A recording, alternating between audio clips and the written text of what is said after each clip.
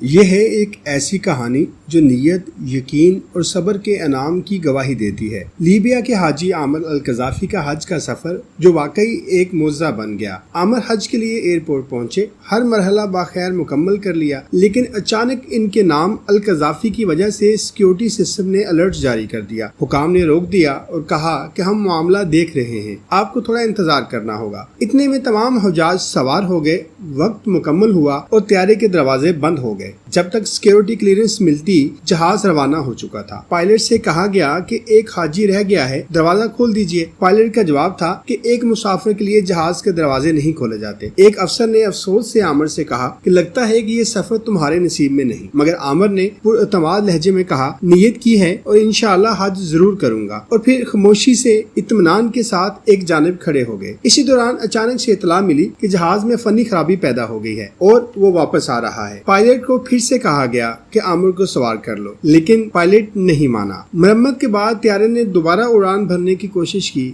مگر دوسری بار بھی فنی مسئلہ پیش آ گیا اور جہاز دوبارہ لینڈ کر لیا گیا۔ یہ وہ لمحہ تھا کہ جب پائلٹ نے حیران کن فیصلہ کیا اور کہا کہ یہ جہاز اب عامر کے بغیر نہیں اڑ سکتا۔ عامر کو طیارے میں خوش آمدید کہا گیا اور یوں ان کا حج کا سفر مکمل ہوا۔ مدینہ پہنچ کر انہوں نے ایک ویڈیو میں کہا الحمدللہ، جب نیت سچی ہو تو اللہ پاک ضرور راستے بنا دیتا ہے۔ یہ داستان ہے امید، صبر اور رب پر کامل یقین کی کہ واقعی معجزے آج بھی ہوتے ہیں۔ السلام عليكم، أنا الحاج عامر المهدي منصور، حجاج عن المنطقة الجنوبية، وقالوا لنا موعد الطائرة الساعة 12. توكلت المطار زي الحجاج، وقال النية ماشي بيت الله إن شاء الله. أول ما جيت المطار ولا الوفود الحجاج تجي المطار ويستقبلوا فيهم استقبال تبارك الله، اللهم صل على النبي. خلاص جيت في الأخير في المطار محسوب آخر مجموعة، وإن جيت خليت زواجي قال لي عندك مشكلة أمنية في الزواج، لكن بسيطة تنحلها لك.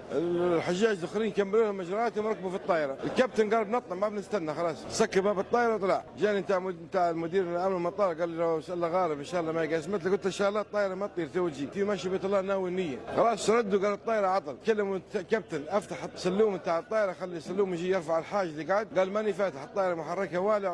وجاني نفسه مدير الامن قال لي ما تكدر بالك ربك ما يقاسمت لي، قلت له والله مناديه ماني مروح من المطار. طارت مرتين وردت من جديد. كابتن قال لهم والله ماني راكب كان ما جبتوا لي عامر، تو احنا في بيت الله الحمد لله يا رب.